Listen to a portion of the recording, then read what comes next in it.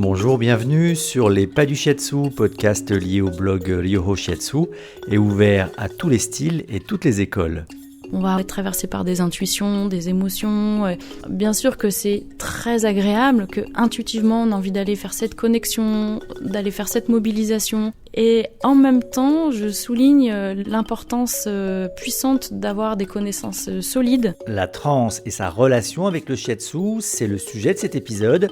Sophie Allais est interviewée par Yvan Bell. Sophie Allais, bonjour, comment vas-tu ? Bonjour Yvan, ça va vraiment bien. Très heureux de te recevoir sur ce podcast et pour les auditeurs, est-ce que tu pourrais te présenter en 2 mots ? Oui, bien sûr. Donc, je suis Sophie Allais. J'habite à Toulouse. Ça fait une 20aine d'années que je suis praticienne de shiatsu, du style Masunaga. Donc, j'ai fait la formation yokai avec Sasaki Sensei. Et ensuite, j'ai monté ma propre école qui s'appelle Anatsu depuis plus de 10 ans à Toulouse. Donc, c'est un centre de formation pour les formations initiales. Mais de plus en plus, là, je vais vers les formations spécifiques. En 2 mots, c'est quoi les spécifiques ? Les formations spécifiques tournent autour de mes cœurs de sujets actuels, c'est-à-dire les troubles psy et le trauma. Très bien, merci. Alors aujourd'hui, je voudrais qu'on aborde un sujet qui n'est pas courant dans le shiatsu. On voudrait parler de la transe.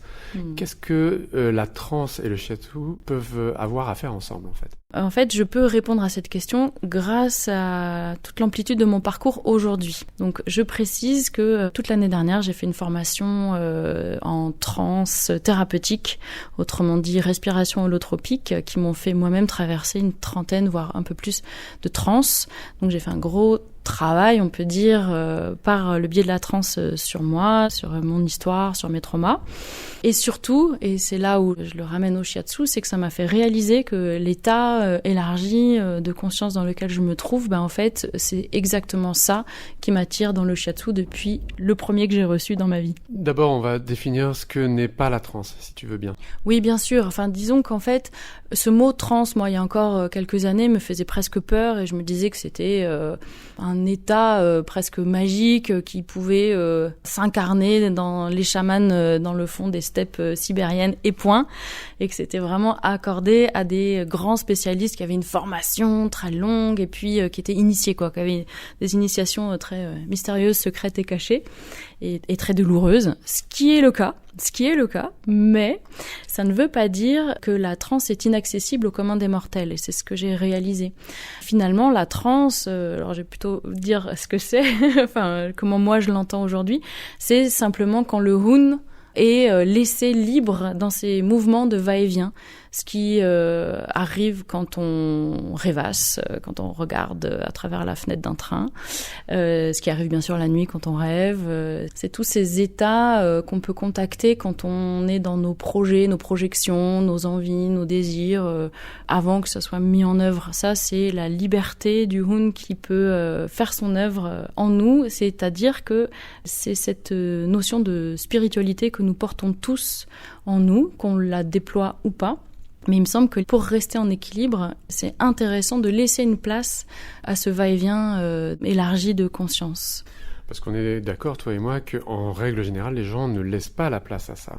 Alors, on ne laisse pas la place à ça, ça va vraiment dépendre des gens. Bien sûr qu'on est sous le manteau de nos conditionnements, de ce que les parents, la société nous impose. Comme à l'adolescence, par exemple, le hun est très très actif, mais ça fait peur parce qu'il n'y a pas d'éducation ou d'assimilation de ces grands mouvements intérieurs qui peuvent être impressionnants et puis qui ont attrait à qu'est-ce que je vais faire de ma vie, qu'est-ce que je vais faire de moi. Et on a besoin de rationaliser très vite ces peurs-là et de se rassurer par du po, du coup, cette notion po, la notion du prise en charge par le poumon, c'est-à-dire quelque chose qui est plus structuré, rigide, incorporé. Alors je dis rigide, mais engrammé dans le corps et tout ce qui est rationnel et visible et dont on peut avoir la preuve, les choses dont on peut avoir la preuve, alors sont valorisées dans notre culture.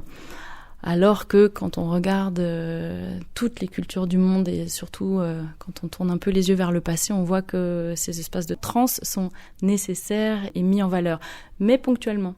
Et là, comme nous, on n'a pas cette éducation-là, alors on va aller vers des phénomènes d'addiction, on peut aller vers des substances qui vont un peu forcer ce passage vers le va-et-vient du Hun. Donc on va avoir quand même ces espaces-là parce qu'ils sont nécessaires, mais pas du tout englobés, adoucis par la culture de la société. Enfin... Je rajouterais même que le Hun étant lié, on le sait, à l'émotion de la colère, c'est une émotion qui est pas très socialement acceptée, en fait, d'une manière générale, et qu'on essaye de plutôt la taire, la réprimer, la cacher, et que ça explose le moins possible, parce que sinon on perd sa famille, ses amis, ses collègues assez rapidement. Et c'est intéressant ton explication à travers le Hun, parce que généralement, dans la médecine chinoise, on est surtout sur la relation Hun-Shen. Est-ce que là, on retrouve ça ? Bien sûr, bien sûr. Dans la notion de Hun, là, tu as parlé de l'émotion de la colère, et ça, c'est quand la fonction énergétique émotionnelle qui est prise en charge par le foie, quand elle est intégrée dans le corps, oui, ça va être la frustration, la colère, la jalousie, ou alors, quand ça va bien, des visions justes et larges de notre avenir et des élans, des projections vers un alignement entre notre Ara et le monde, en gros, c'est ça. Le Hun, c'est plus large, c'est vraiment cette fonction spirituelle proche de ce que Jung a pu déployer dans ces notions de transpersonnel, de transgénérationnel, de connaissance inconsciente. C'est plus en rapport avec l'inconscient collectif dont on a besoin parce qu'on en est dépositaire, chacun et chacune. Et c'est un besoin des uns et des autres de renouer avec notre propre transgénérationnel. Mais ça peut se faire avec la maturité de la vie aussi. Ça se fait pas non plus à n'importe quelle période. Sophie, merci pour ces explications. Ça nous ouvre un champ intéressant de réflexion, d'exploration, mais surtout revenons-en au shiatsu. Donc, grâce à tout ce parcours et cette formation que j'ai faite avec une psychanalyse jungienne, voilà, toutes ces notions-là sont très vivantes et vivaces pour moi en ce moment. Ça m'a permis de réaliser que ce que j'appréciais le plus dans le shiatsu en le recevant, c'est justement de, pendant la séance, complètement oublier qui je suis, où je suis. La notion du petit moi personnel éclate complètement et j'ai accès à des images, je sais pas, je pourrais dire comme des sortes de reset intérieures. Je sais bien que j'ai comme des archétypes qui arrivent à ma conscience et dès que je veux les accrocher avec mon mental, ça disparaît aussitôt. Donc ça dénote bien la nature du Hun qui s'invite, mais c'est comme si j'étais son temple et que je ne peux rien contrôler et maîtriser de son apparition en moi, en fait. C'est ça, c'est une relation très intime et subtile et très ajustée. Et d'ailleurs, ça n'opère pas à chaque shiatsu, ça va dépendre non seulement de moi, mais de la personne qui pratique avec moi, comment elle pratique. Mais en tout cas, à chaque fois que je ressors d'un shiatsu qui m'a fait cet effet-là, je ressors avec une mentalité complètement différente, très rafraîchie. Et tu parlais des émotions. Et justement, il y a comme un grand apaisement émotionnel qui se crée, exactement comme si j'avais fait une séchine de 10 jours dans un temple japonais, quoi. Enfin, une méditation longue. Moi, le shiatsu me donne un accès direct à des états élargis de conscience avec tellement de douceur, de précaution et puis de subtilité. Et c'est vraiment ça qui m'intéresse et je pressens que c'est comme ça que j'évolue dans ma vie, que je mûris sans l'intervention du mental. C'est passionnant. Alors, je précise juste pour les auditeurs que Seishin, ce sont des séances de méditation issues, c'est un terme qui vient du zen, en fait. C'est vraiment intéressant ce que tu disais, c'est du point de vue du receveur, mais du point de vue de nous, praticiens de shiatsu, qui est notamment les auditeurs et les auditrices qui écoutent, est-ce que il y a aussi cet aspect-là de transe? Merci de poser cette question. Il me semble que c'est bien pour ça qu'on fait ce métier-là, n'est-ce pas? Un peu comme par analogie, on va rentrer ensemble dans un temple sacré ou dans un espace-temps qui va s'étirer, où on va donner libre cours à nos sensations, à notre imagerie interne aussi, toujours au service de la personne qui reçoit. On va être traversé par des intuitions, des émotions, et on sait bien que c'est en lien avec ce duo qu'on crée ensemble pour former une unité. Bien sûr que c'est très agréable, que intuitivement on a envie d'aller faire cette connexion, d'aller faire cette mobilisation, et que le mental ensuite nous explique pourquoi. Et en même temps, je souligne l'importance puissante d'avoir des connaissances solides, à se réapproprier très régulièrement par des stages ou des lectures pour rester dans une tradition. La tradition est comme notre peau, notre structure sur laquelle on peut s'appuyer d'une manière très confiante pour justement laisser la liberté au Hoon de se déployer, et donc notre créativité qui est renouvelée à chaque séance, je l'espère. Et je pensais exactement à ça parce que souvent, il y a des gens qui partent directement là-dedans, mais sans racines profondes. C'est un vrai problème. On est complètement éthéré, c'est le cas de le dire, c'est l'âme éthérée, et on manque d'ancrage. La chose suivante, moi, qui m'interpelle, c'est quand on est sur cette notion de transe en tant que praticien, est-ce qu'il n'y a pas un risque de se perdre dans l'énergie de l'autre, dans son univers à lui, et du coup de se perdre? Alors, ça rejoint un peu la question des racines et solides, mais est-ce qu'il n'y a pas un risque? Alors, nous avons l'expérience, nous, dans nos écoles, que parfois certains stagiaires ont cette expérience. Je parle de ça, ou des collègues, parce que moi, je n'ai pas cette fusion qui, moi, me poserait problème, qui peut ne pas du tout poser problème à d'autres, mais c'est bien pour ça que les pratiques de méditation, de Doin, de Qigong sont nécessaires, sont très importantes pour garder la puissance de notre propre ancrage. Selon mon parcours, je peux dire que plus je me connais moi-même et j'ai accès à des espaces où j'élargis un petit peu autant que faire se peut la conscience, je grignote du terrain sur mon inconscient, et plus j'arrive à être en communion avec l'autre. Et il est certain que si cette communion pose problème à la personne qui pratique, eh bien, elle a un travail d'ancrage et de réappropriation de son espace à faire, et c'est peut-être l'expression d'un de ces traumas, de fusionner facilement avec l'autre. Ça permet de pas vraiment s'occuper de soi, peut-être. Ça, c'est... Bravo, parce que c'est très très bien dit. Et effectivement, c'est toujours plus facile de s'occuper des autres que de soi-même.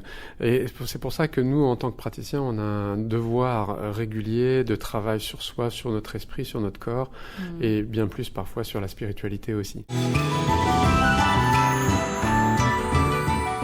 Un dernier mot, tu l'as évoqué à plusieurs reprises, mais si on pense aux bénéfices de cet état de transe plutôt que de rester justement uniquement dans la conscience, le côté technique et mental très fort, de se laisser aller dans les ressentis, qu'est-ce que ça nous amène, nous ? Ça nous amène la créativité.